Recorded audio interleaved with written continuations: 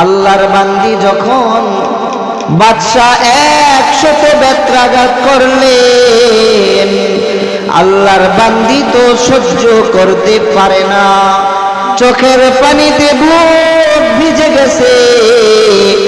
এরপরে বাদশাহ যখন বলেন এখান থেকে বের হয়ে যা, যখন বের হইতে বললেন, আল্লাহর বান্দি এবার বাদশার চেহারার দিকে তাকায় আর একটা মুস্কি হাসি দিয়ে বের হয়ে যায়।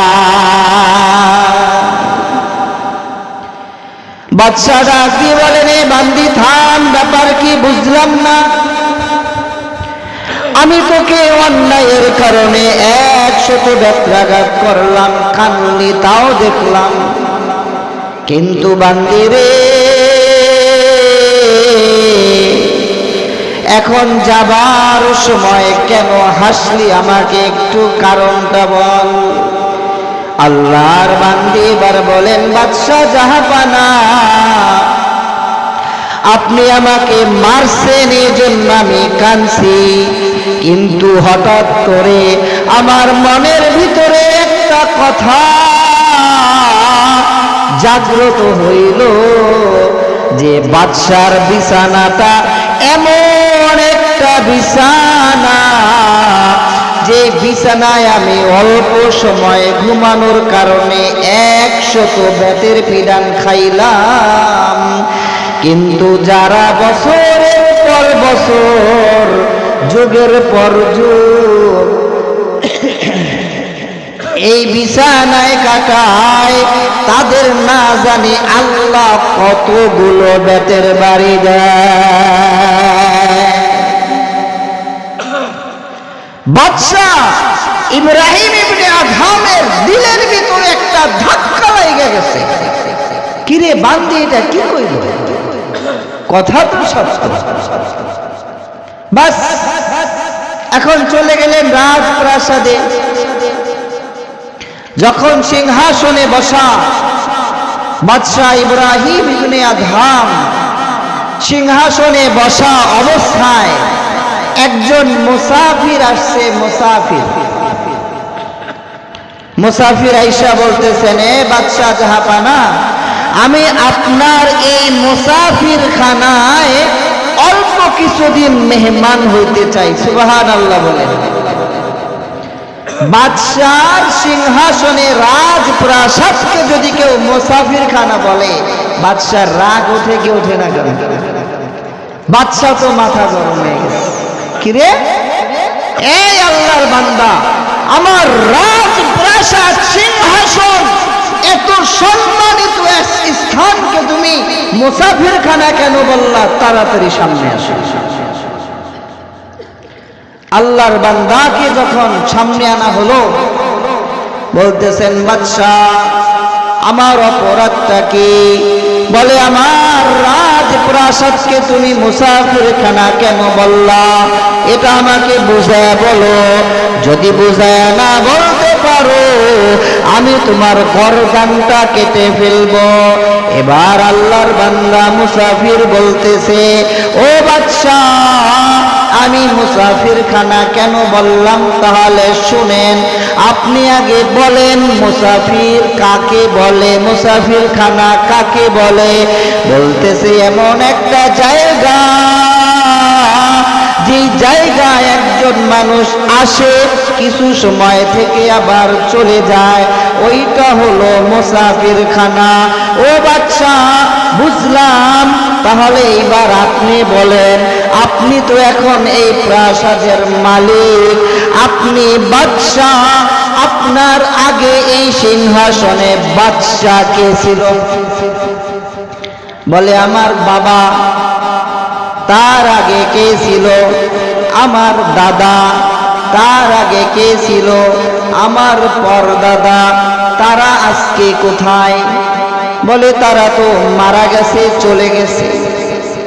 ও বাদশা, বুঝলাম আপনার বাবা চলে গেছে, দাদা চলে গেছে, পরদাদা চলে গেছে, এখন আপনি বাদশা হইছেন, এবার আমাকে বলেন আপনার পরে এই সিংহাসনে বাদশা কে হবে? বলে আমার ছেলে হবে। তারপরে কে হবে? তার ছেলে হবে। ও বাদশা, আপনি আপনার কথাই তো ধরা খায়া যান। আপনার দাদা ছিল চলে গেছে, আপনার বাবা ছিল চলে গেছে, আপনার পর দাদা চলে গেছে, আপনিও চলে যাবেন, আপনার ছেলে আসবে সেও চলে যাবে। সুতরাং এই রাজপ্রাসাদটা মুসাফির খানা ছাড়া আর কিছু না।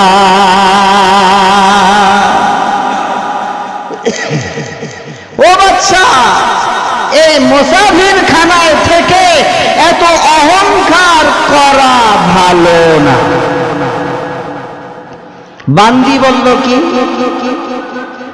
এই আরামের বিছানায় একটু ঘুমাইছি 100 বিঘা, তো যারা বছরের পর বছর ঘুমায় আল্লাহ না জানে কত বিধান দিবে।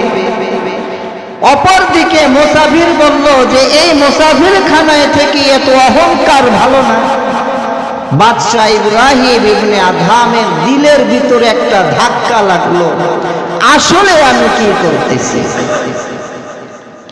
আমার কেমন হওয়া উচিত আর কেমন হইছি।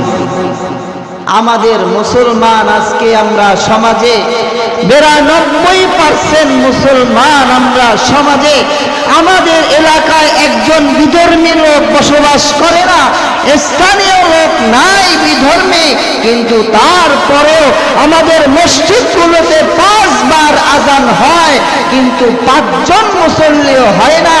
আমাদের ওয়াজ মাহফিলে 5 দিন আগ থেকে মাইকিং হয়, 500 মুসল্লি হয় না।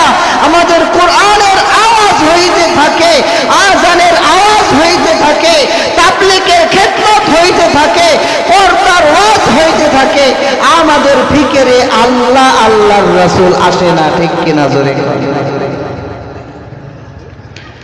বাদশাহ ইব্রাহিম ইবনে আদহামের দিলের ভিতরে একটা ধাক্কা লাগছে।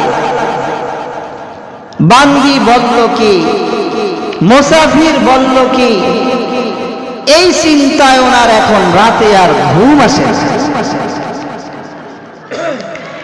ইব্রাহিম ইবনে আদহাম এবার পেরেশান হয়ে গেলেন। বাদশাহ ইব্রাহিম ইবনে আদহাম পেরেশান হয়ে গেলেন। রাত্রিবেলা যখন ঘুমাইতে গেলেন, বিছানায় শুয়ে এপাশ ওপাশ ঘোরাঘুরি করতেছে, কিন্তু ইব্রাহিম ইবনে আদহামের রাতের বেলা ঘুম আসে না। রাত্রি যখন গভীর হয়,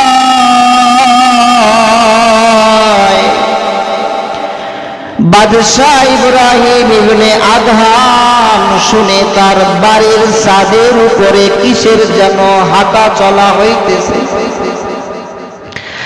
কে যেন বাড়ির ছাদের উপরে হাঁটে, ঠক ঠক ঠক ঠক ঠক ঠক শব্দ হয়। বাদশাহ ইব্রাহিম ইবনে আদহাম এবার বাসা থেকে একটা চিৎকার মেরে বলতেছে, কে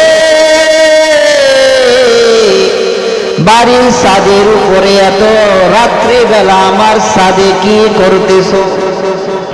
হঠাৎ করে বাড়ির ছাদের উপর থেকে আওয়াজ, ও বাদশাহ, আমি একজন রাখাল, আমার একটা ঘোড়া দিনের বেলা হারা গেছে, ওই ঘোড়াটা আমি তোমার বাড়ির ছাদে তালাশ করতেছি। সুবহানাল্লাহ। ভাইরা আমার, বাদশাহ ইব্রাহিম ইবনে আদহাম বলে, ও বেওকুফ, তোমার ঘোড়া হারাইছে, তুমি তো বাগানে বাগানে জঙ্গলে জঙ্গলে তালাশ করবা, আমার বাড়ির ছাদের উপরে তালাশ করলে কি ঘোড়া পাওয়া যায়নি? আপনারা কি বলেন, ঘোড়া পাওয়া যায়? আমাদের একটা ধরেন কথার কথা, একটা তলার হারিয়ে গেছে, এই তলারটা যদি আমরা যাই মানুষের দোকানের ভিতরে তালাশ করি, এটা কি বোকামি হবে না? একটা গরু ধরেন কারো হারায় গেছে, এই গরুটা যদি কারো বাড়ির ভিতরে ঘরে যায় তালাশ করি তাহলে কি হবে? তো বাদশাহ ইব্রাহিম ইবনে আদহাম বলতেছে, ও বেওকুফ, এই বোকা আল্লাহর বান্দা, তোমার গরু হারিয়ে গেছে, তুমি তো জঙ্গলে তালাশ করবা, তুমি তো বাগানে তালাশ করবা, এই বাড়ির ছাদে ঘোড়া তালাশ করলে কি ঘোড়া পাওয়া যায়? বাদশাহ ইব্রাহিম ইবনে আদহাম যখন এই কথা বললেন, বাড়ির ছাদের উপর থেকে আওয়াজ, ও বাদশাহ, জঙ্গলে ঘোড়া তালাশ না করে যদি আমি বোকা হই, বাড়ির ছাদে ঘোড়া তালাশ করলে যদি ঘোড়া না পাওয়া যায়, তাহলে তুমি ইব্রাহিম আল্লাহ তালাশ করতেছ, কিন্তু নরম বিছানায় ঘুমায়া তালাশ করতেছ। আমি যদি বোকা হই, আমার চেয়ে বড় বোকা তুমি ইব্রাহিম। ভাইরা আমার, এই কথা যখন বললেন, বাদশাহ ইব্রাহিম ইবনে আদহামের ভিতরে একটা আখিরাতের চিন্তা চলে আসছে। ওই যে বান্দির কথা, ওই যে মুসাফিরের কথা, আর এই যে রাখালের কথা, তিনজনের কথা মিলানোর পর থেকে বাদশাহ ইব্রাহিম ইবনে আদহামের দিলের ভিতরে আল্লাহর প্রেম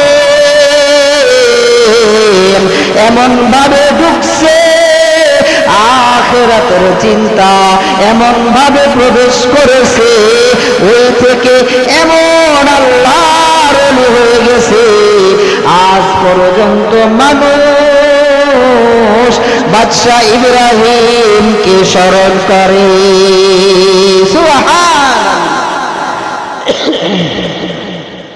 ভাইরা আমার, আমাদের দিলের ভিতরে সব সময় এই ফিকির করতে হবে, আমার আখিরাত কেমন হবে, আমার ঠিকানাটা জান্নাত হবে নাকি জাহান্নাম হবে, আমি মরণে কেমনে মারা যাব, আমি এই কাজটা করতেছি আল্লাহর কাছে কি জবাব দেব, আমি কিয়ামতের ময়দানে কোন হালতে উঠব। এই ফিকির যদি আপনার আমার দিলে একবার গাইথা নিতে পারি, আপনার আমার জান্নাতে যাওয়ার জন্য সহজ রাস্তা হয়ে যাবে।